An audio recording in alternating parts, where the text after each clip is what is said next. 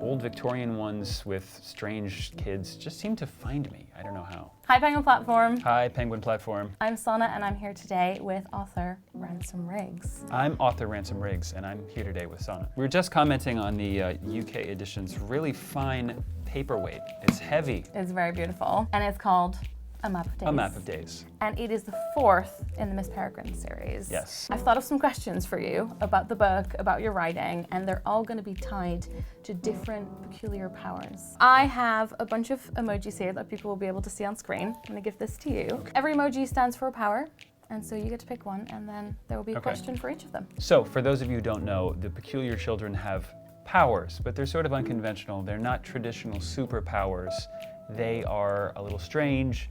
They're sort of a spectrum of ability and disability and dark and light, and so they're a little odd. I'm assuming this crystal ball is the power of prestidigitation, which is knowing the future, and that's Horace. Yes. Who has premonitory dreams. Is there anything you can tell us about the future of these books? This fourth book is the first in a new trilogy. So there's going to be 4, 5, and 6, and they are all set in America. So there's more hijinks and disasters ahead, set in the US. There's so many cliffhangers and spoilers, I don't want to give away more than that. That's all you're allowed to say. Also, I haven't written book 5 yet, so it could all change. The balloon, I'm assuming that's floating, and that's got to be Fiona, who is lighter than air. Now this question is about seeing things from a different perspective, from a different point of view. In this new book, we're going to America.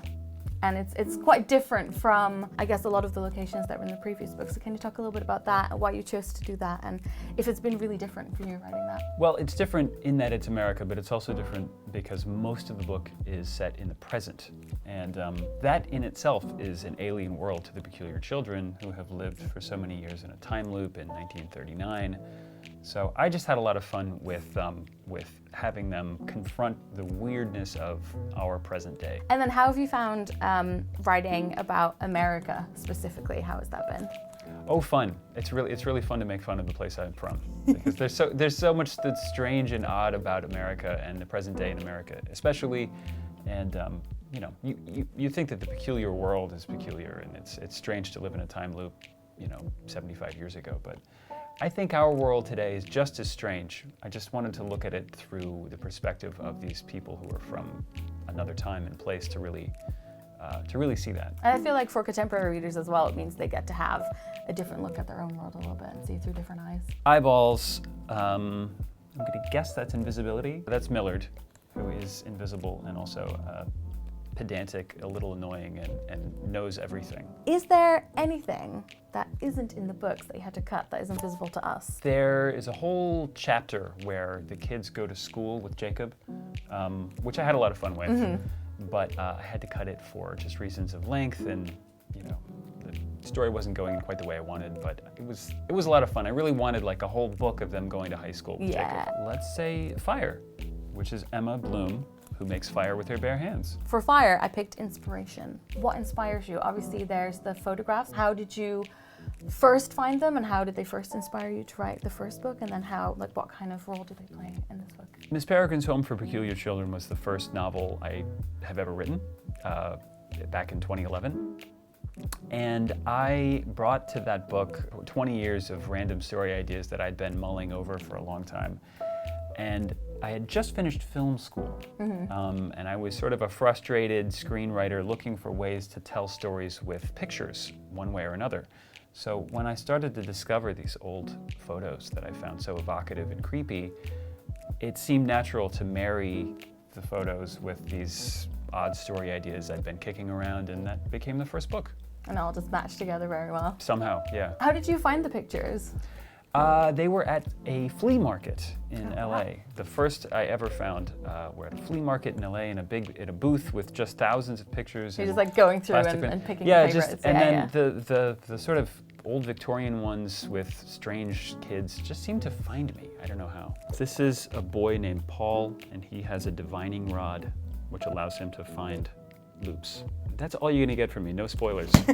This little sprig, I think that's gotta be Fiona. It is. Poor Fiona. What happened to Fiona? She can make plants grow at will. So obviously coming up with a question for that one was tricky, but I think I found one. I want to talk about growing a community.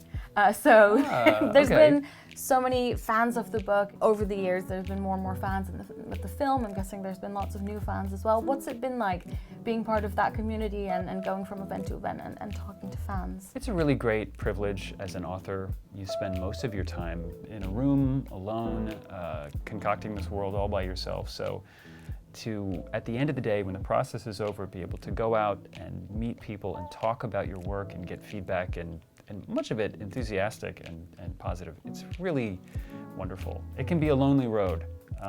So that's just a great push. Let's see, this little skull is probably Enoch, who can control dead things with a little bit of like reanimation. He needs like bits of living creatures to make, it's complicated, but sort of like reanimation. Imagine that there's an object that you find really closely related to your writing. If it came to life, what would it say? My laptop screen would say, clean me once in a while. Let's see, this bee has to be Hugh, who has bees living in his stomach and he can control them. It might be my favorite power, I think. Oh, wow, thanks. For this one, I want to talk a bit about nervousness and being having bees in your stomach, being nervous to show your work.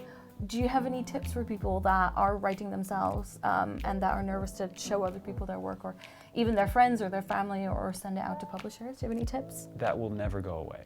Even if you are a veteran writer and you feel very, in private you feel very confident about your work, the minute you're showing it to someone for the first time, there's that butterfly in your stomach where you're wondering, maybe I was wrong about it. So you just have to swallow hard and get through it. So this One more. Strength, super strength, which is Bronwyn, who has super strength. Where do you get your strength from? Who are some role models, whether it's authors whose books you've read or people in your life that really inspire you? My family really is my main inspiration and where I draw my strength. My wife Tahada is a huge part of my daily inspiration.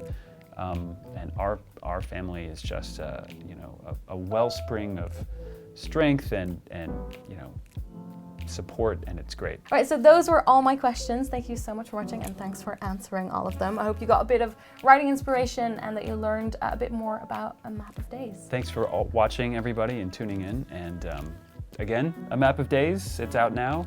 And subscribe to this channel for more fun videos like this. Bye. Bye.